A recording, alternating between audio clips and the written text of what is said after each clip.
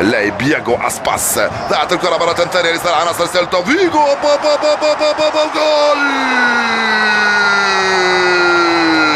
يا سلام عليك يا بيون سيستو، يفتح مجال التسجيل لسيلتا فيغو. سيلتا فيغو خداع وماكر، سيلتا فيغو خطير، سيلتا فيغو يصنع العجب ويتمكن من فتح مجال التسجيل عند الدقيقة 22. على لمسة واحدة خطأ في التمرير من لاعبي فريق برشلونة، استلمها في العمق سيستو وافتتح مجال التسجيل، يسجل أول أهداف هذا الموسم مع فريق سيلتا فيغو. جول للازرق سماوي. يا تير شتيغن ماذا فعلت، ويا بوسكيتس ماذا فعلت؟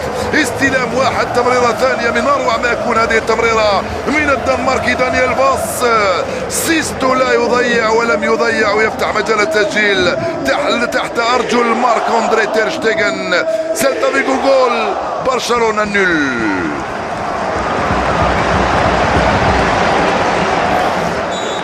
هدف يشعل المباراة من دون شك، سواء سجل من البارسا أو سجل من سيلتا فيغو. حاول الهدف اللي كان ينقص هذه المباراة من أجل لويس سواريز، لم يتمكن من المرور هنا، والانطلاقة صعبة جدا من هناك عن طريق ياغو اسباس. اسباس جول!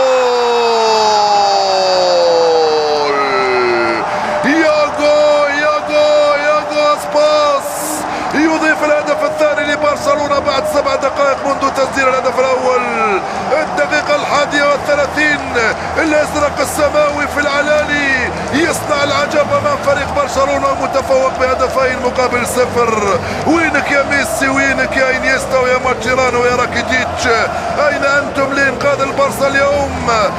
دخلنا الدقيقة 32، البارسا خسر ب2-0 أمام سيلتا فيغو بعد هذه الكرة الرائعة والضائعة من قبل لويس سواريز. لمسة واحدة، كرة واحدة خلف بوسكيتس، وكذلك المدافع جيرار بيكي. تمكن ياغو اسباس من ايجاد المنفذ والطريق لتسديد هذه الكرة في الجهة اليسرى من مرمى تير شتيغن. جول ثاني لسيلتا فيغو امام برشلونة. لم يطرح اي سؤال، ياغو اسباس استلم، انطلق، فتح لنفسه الطريق وسدد وسجل جول. هدفان ل0 لبرشلونة، عفوا لسيلتا فيغو امام فريق برشلونة في الملعب الرهيب بالايدوس. وانطلق مرة ثانية ياغو اسباس، وصلت مباشرة لدانيال فاس، راح فاس، يواصل فاس، يبعد، جول!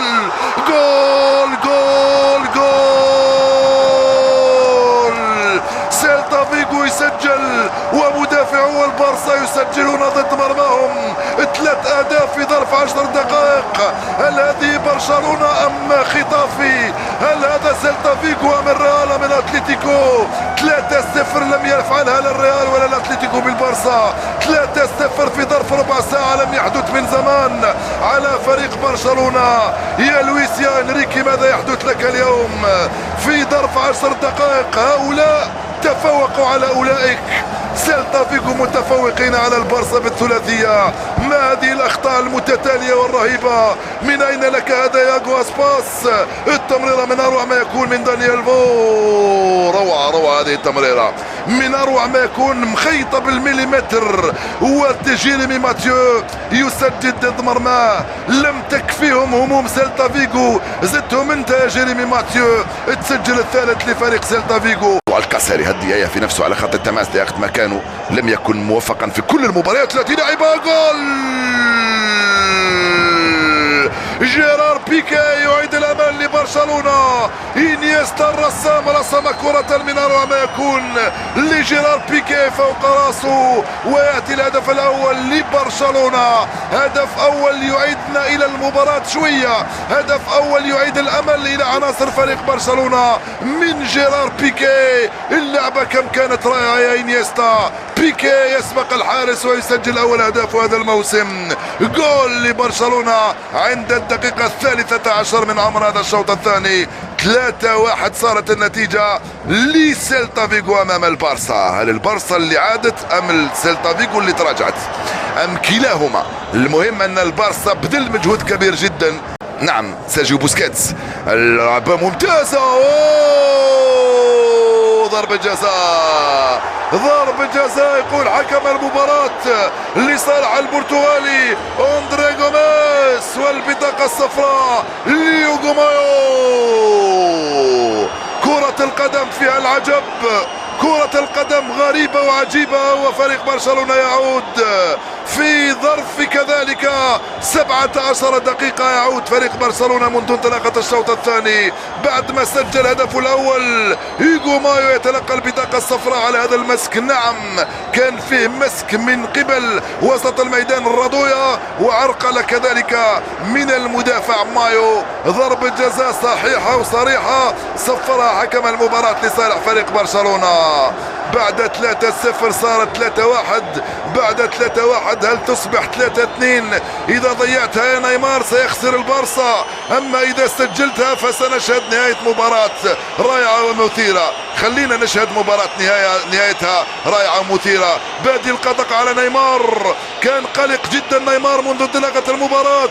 هل سيضيع نيمار؟ نيمار وجول. البراعة والأناقة وبرودة الأعصاب عند نيمار تسمح له بإضافة الهدف الثاني لفريق برشلونة، والهدف الرابع لنيمار منذ انطلاقة الموسم. صارت النتيجة 3-2 لسيلتا فيغو أمام فريق برشلونة. 3-0 لسيلتا في الشوط الأول. هل سنشهد 3-0 للبارسا في الشوط الثاني؟ البارسا في واحدة من أسوأ مبارياتها، يعني في الربع في واحدة من أسوأ أشواطها، خلينا نقول ليس في أسوأ مبارياتها، لأن البارسا في هذه 20 دقيقة. هناك جوردي ألبا في التغطية، رجعت للخلف في انتظار التغييرات التي سيحدثها مدرب. جول! كارثة تير شتيغن، ما لم يكن يتوقعه أحد يحدث. كنا نتوقع عودة البارسا على الأقل لتعديل النتيجة. ليأتي الهدف الرابع لسيلتا فيغو يا تير شتيغن. ماذا أصابك هذه الليلة؟ ماذا أصابك لكي تخطئ مثل هذا الخطأ يا تير شتيغن؟ في برشلونة لا نرتكب أخطاء بهذا الشكل، في برشلونة لا نتلقى 4 أهداف، في برشلونة لا نخسر بالأربعة، ولكن الحدث وقع. 4-2 صارت النتيجة. هدية من السماء للاعبي فريق سيلتا فيغو منحها لهم تير شتيغن الحارس الألماني. تير شتيغن يمنح الفريق سيلتا فيغو هدفا رابعا قاتلا. نعم هدف رابع قاتل، يا سلام. صارت النتيجة 4-2 من دون أي مجهود للاعبي فريق سيلتا فيغو. يحدث هذا الأمر وسجل بابلو إرنانديز هدفه الأول هذا الموسم بعدما ضربت في رأسه الكرة ودخلت من هذه الطفاء. دياغو اسباس مع دينيس سواريز، وياغو سواريز، دينيس سواريز يرفع القائمة ثاني. جول! جول! بيكي يسجل ثنائي، يا سلام، عند الدقيقة 87 من عمر المباراة. بيكي ينتفض والبارسا تنتفض. 4-3 صارت النتيجة إلى غاية آخر رمق وإلى غاية آخر نفس. يقول الكاتالونيون بأنهم سيصمدون مثل ما صمد في هذه الكرة. دينيس سواريز توغل وصمد أمام كل شيء في اتجاه بيكي الذي يسجل الهدف الثالث لبرشلونة. 4-3 صارت النتيجة. 3 دقائق ستكون مثيرة دون شك، الأخيرة من عمر هذه المباراة رغم دخول جوني كاسترو.